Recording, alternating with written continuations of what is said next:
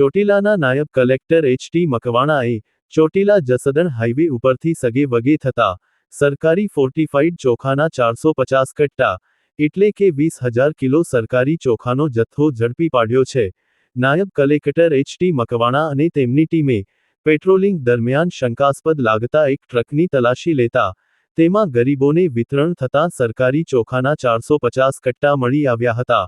Driver Jagubhai Bhurabhai કાલિયાના નિવેદન મુજબ આ ચોખાનો જથ્થો વિંછિયા તાલુકાના જુદા જુદા ગામોમાંથી પિકઅપ વાહન દ્વારા એકઠો કરી વધુ નફો કમાવવાના આશયથી ગાંધીધામ ખાતે ઊંચા બજાર ભાવે વેચવા લઈ જવાતો હતો।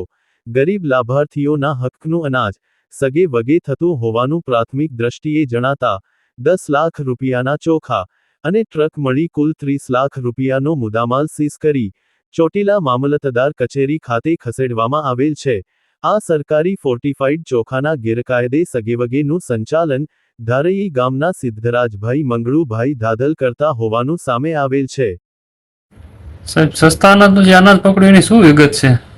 આજે 4 વાગે અમારી ટીમ સાથે અમે ચોટીલા જસદણ નેશનલ હાઈવે 351 જે ઉપર પેટ્રોલિંગમાં હતા ત્યારે અશોક લેલન ટ્રક નંબર GJ3CW9271 શંકાસ્પદ જણાતા તેને રોકી અને તપાસ કરતા બંબી વડેથી જે અંદર ચોખા ભરેલા હતા એ ચોખાની તપાસણી કરતા આ ચોખા છે ફોર્ટિફાઈડ ચોખા સરકારી ચોખા મળી આવેલ હતા, જેની કટાની ગણતરી કરતા 450 કટા એટલે કે 20,000 કિલોથી પણ વધારે ચોખા છે સરકારી ચોખા મળી આવેલ હતા। આ તમામે તમામ જથ્થો અને આ ટ્રક કુલ મુદ્દામાલ 30 લાખનો જપ્ત કરી અને મામલતદાર કચેરી ચોટીલા ખાતે મૂકી અને આગળની કાયદેસરની કાર્યવાહી હાથ ધરેલ છે।